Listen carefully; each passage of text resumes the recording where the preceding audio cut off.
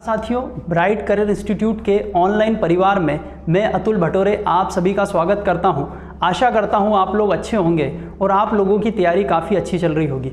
दोस्तों, आज के इस लेक्चर में हम लोग करंट अफेयर्स की क्लास 2 पर चर्चा करने वाले हैं। इससे पहले मैंने एक लेक्चर ले लिया था और उसमें हमने 2022 में जो भी महत्वपूर्ण नियुक्तियाँ हुई थी उस पर काफ़ी विस्तार से चर्चा करी थी और उसी क्रम में आज हम लोग पार्ट 2 पर चर्चा करने वाले हैं। आज भी मैं आप लोगों के लिए काफ़ी अच्छे क्वेश्चंस लेकर आया हूं।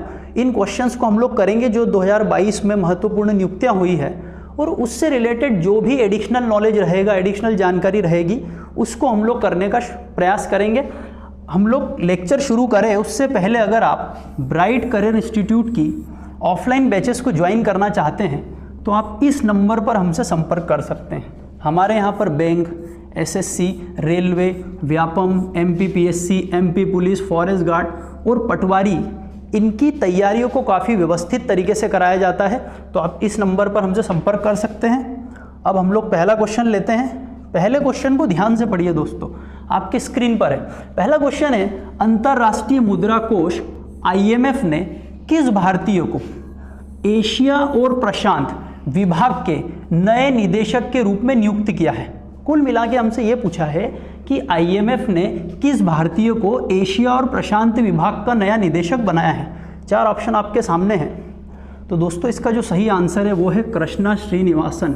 बहुत अच्छा क्वेश्चन बन सकता है कि IMF ने अभी किस भारतीय को एशिया और प्रशांत विभाग का निदेशक चुना है, तो वो है कृष्णा श्रीनिवासन। तो सर आप हमें बताइए ये है कौन कृष्णा श्रीनिवासन?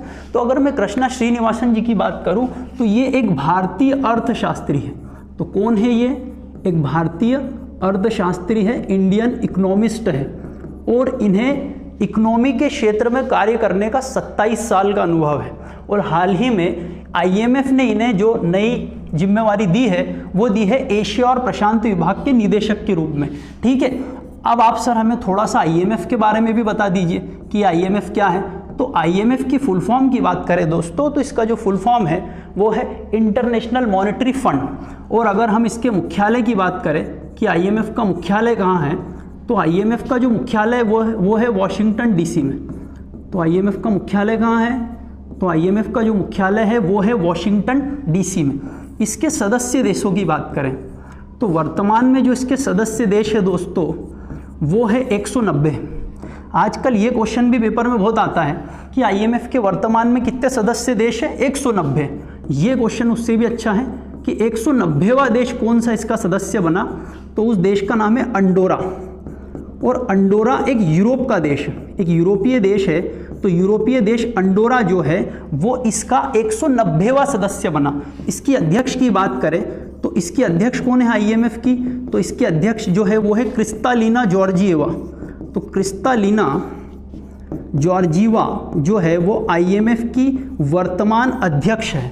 ठीक है सर, क्या काम करता है IMF का काम बहुत आसान भाषा में आपको मैं समझाता हूँ। IMF का मुख्य काम है दोस्तों कि इसका मुख्य काम यह है कि दुनिया के अंदर ये वित्तीय स्थिरता को सुनिश्चित करता है। अब हम जो है वो वैश्वीकरण के दौर में जी रहे हैं दोस्तों, और अगर किसी भी एक देश में अगर वित्तीय अस्थिरता आती है तो उसके जो गंभीर परिणाम है वो अन्य देशों को भी भुगतने पड़ते हैं। तो उस लिहाज से जो IMF है वो दुनिया में वित्तीय स्थिरता को सुनिश्चित करता है और ये उन देशों को जहाँ पर वित्तीय अस्थिरता है उनको लोन प्रोवाइड करवाता है। लेकिन एक बात ध्यान देने वाली है, IMF केवल अपने सदस्य देशों को ही लोन देता है। ध्यान रखिएगा, IMF केवल अपने सदस्य देशों को ही लोन देता है दोस्तों। तो ये सदस्य देशों को ही लोन देता है। ठीक है, तो ये क्वेश्चन थे, ये बहुत इंपॉर्टेंट क्वेश्चन है कि IMF ने किस भारतीय को जो है वो एशिया प्रशांत विभाग का निदेशक बनाया है। उनका नाम है कृष्णा श्रीनिवासन। ठीक है, अगला क्वेश्चन लेते हैं। अगले क्वेश्चन को ध्यान से पढ़िए दोस्तों, ये भी बहुत अच्छा क्वेश्चन है।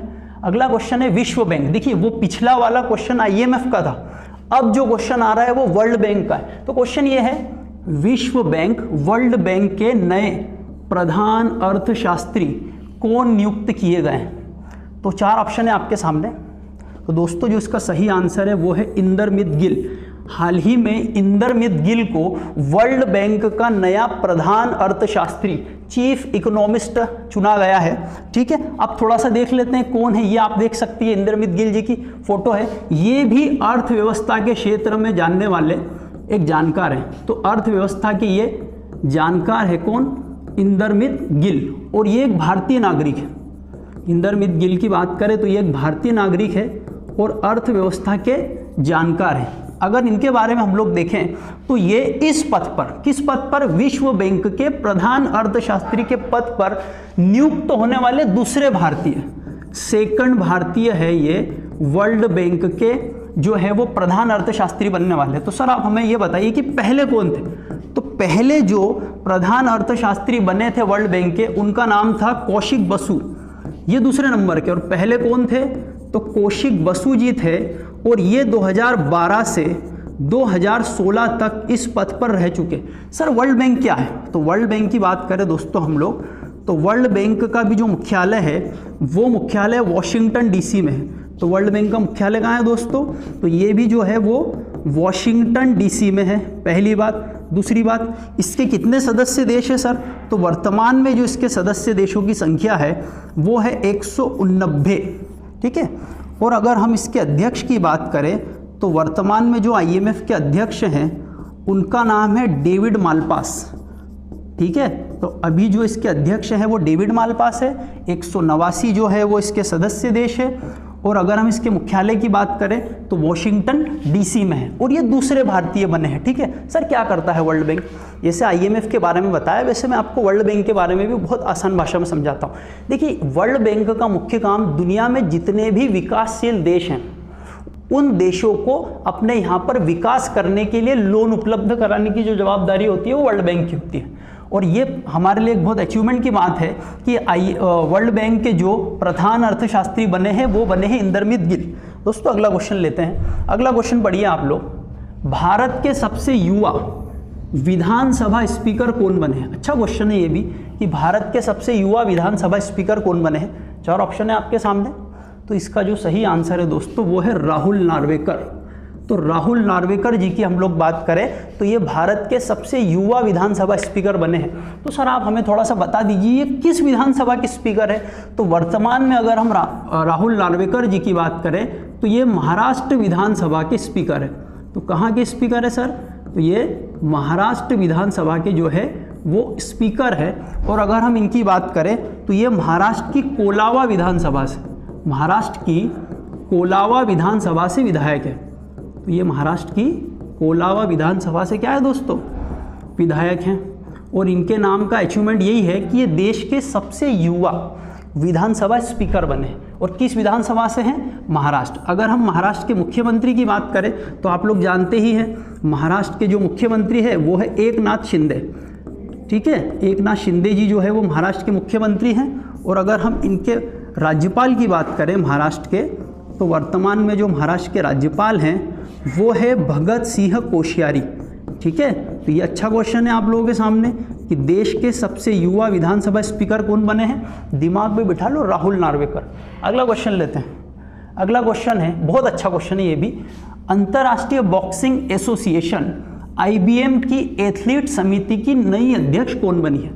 तो ये अपने से सिंपल क्वेश्चन ये पूछ रहा है कि जो IBM है उसकी एथलीट समिति की नई अध्यक्ष कौन बनी है। आपके सामने 4 ऑप्शन है, 4 ऑप्शन है, देख लीजिए। तो दोस्तों जो इसका सही आंसर है वो है लवलीना बोर्गोहेन। तो हाल ही में आप देख सकते हैं लवलीना बोर्गोहेन है। हाल ही में जो लवलीना बोर्गोहेन है उन्हें अंतर्राष्ट्रीय बॉक्सिंग एसोसिएशन की एथलीट समिति का अध्यक्ष बनाया गया है। सर हमें बता दीजिए ये लवलीना बोर्गोहेन कौन है? तो ये भारत के असम राज्य से आती है। किस राज्य से आती है? असम राज्य से आती है। और ये एक भारतीय मुक्केबाज है, इंडियन बॉक्सर है। तो ये कौन है? तो सर ये एक भारतीय मुक्केबाज है। और हाल ही में इनका नाम काफ़ी चर्चाओं में रहा था क्योंकि इन्होंने टोक्यो ओलंपिक में, किसमें दोस्तों? टोक्यो ओलंपिक में कांस्य पदक जीता था। टोक्यो ओलंपिक में इन्होंने क्या किया था? कांस्य पदक जीता था। अब मैं आपको थोड़ा सा ये भी बता देता हूँ कि अंतर्राष्ट्रीय बॉक्सिंग एसोसिएशन क्या करता है। दोस्तों आप लोगों ने ICC का नाम सुना होगा। ICC पूरे विश्व में क्रिकेट को कंट्रोल करने वाली, रेगुलेट करने वाली एक संस्था है। उसी तरीके से जो अंतर्राष्ट्रीय बॉक्सिंग एसोसिएशन है, जो IBA है, वो पूरी विश्व के अंदर बॉक्सिंग को रेगुलेट करने वाली एक संस्था है। इसमें जो सबसे ज़्यादा क्वेश्चन पूछा जाता है वो इसका मुख्यालय, इसका मुख्यालय जो है वो लोजाने, और लोजाने पड़ता है स्विट्ज़रलैंड में। तो जो IBA का हेडक्वार्टर है वो लोजाने स्विट्ज़रलैंड में है, और अभी जो इसकी एथलीट समिति की अध्यक्ष बनी है वो बनी है लवलीना बोर्गोहेन। अगला क्वेश्चन लेते हैं। अगला क्वेश्चन है, ये भी बहुत अच्छा क्वेश्चन है, भारत के मुख्य चुनाव आयुक्त कौन बने हैं? इसका आंसर आप लोग दीजिए, 4 ऑप्शन आपके सामने हैं। कौन है इसका भारत के मुख्य चुनाव आयुक्त? तो इसका दोस्तों जो सही आंसर है वो है राजीव कुमार। हाल ही में जो राजीव कुमार जी हैं वो भारत के मुख्य चुनाव आयुक्त बनाए गए। थोड़ा सा हम राजीव कुमार जी के बारे में देख लेते हैं। ये भारत के 25वें मुख्य चुनाव आयुक्त हैं, पहली बात। दूसरी बात, इन्होंने जो है वो सुशील चंद्रा का स्थान लिया है। किसका स्थान लिया? इनसे पहले जो थे वो सुशील चंद्रा थे, वर्तमान में जो है वो राजीव कुमार जी हैं। ठीक है, आप भारतीय संविधान को ध्यान से पढ़ेंगे तो उसमें एक अनुच्छेद है, भारतीय संविधान के अनुच्छेद 324 में साफ शब्दों में लिखा हुआ है कि देश में एक चुनाव आयोग होगा। सर क्या करता है चुनाव आयोग? तो देश में जो विधानसभा चुनाव होते हैं, जो लोकसभा चुनाव होते हैं, राष्ट्रपति के चुनाव होते हैं, उपराष्ट्रपति के चुनाव होते हैं, ये सारे काम कराने की जो जिम्मेदारी होती है वो भारतीय निर्वाचन आयोग की होती है। किसकी होती है? भारतीय निर्वाचन आयोग की। और भारतीय निर्वाचन आयोग की अगर हम लोग बात करें तो इसकी स्थापना कब हुई?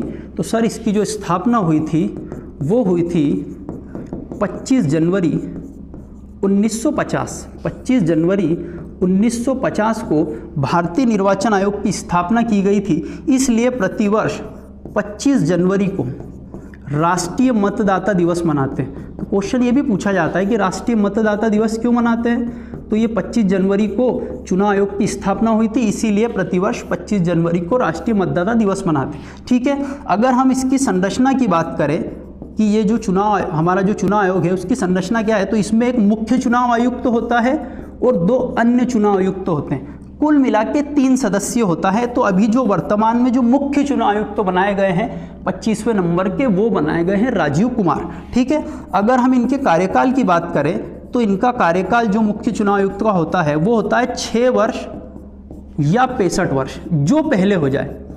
6 वर्ष या 65 वर्ष जो पहले हो जाए वो इनका कार्यकाल होता है। तो ये क्वेश्चन को हमने समझा। दोस्तों अगला क्वेश्चन देखते हैं हम लोग, ये भी अच्छा क्वेश्चन है।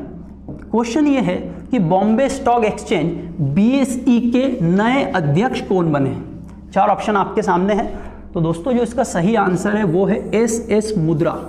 SS मुद्रा, ये इनकी फोटो देख सकते हैं आप लोग, बॉम्बे स्टॉक एक्सचेंज के जो है वो नए अध्यक्ष बने हैं। सर थोड़ा सा आप लोग हमें बता दीजिए कि SS मुद्रा जी कौन है? तो इनके अचीवमेंट की बात करें तो ये RBI के पूर्व डिप्टी गवर्नर रह चुके हैं। तो SS मुद्रा जी की बात करें तो ये RBI के पूर्व क्या रह चुके हैं? Deputy governor. और इन्हें भी आर्थिक क्षेत्र में काम करने का काफ़ी लंबा अनुभव है। अगर हम बॉम्बे स्टॉक एक्सचेंज की बात करें तो इसकी स्थापना हुई थी 1875 में। और अगर हम इसके मुख्यालय की बात करें तो बॉम्बे स्टॉक एक्सचेंज का जो मुख्यालय है वो है मुंबई में।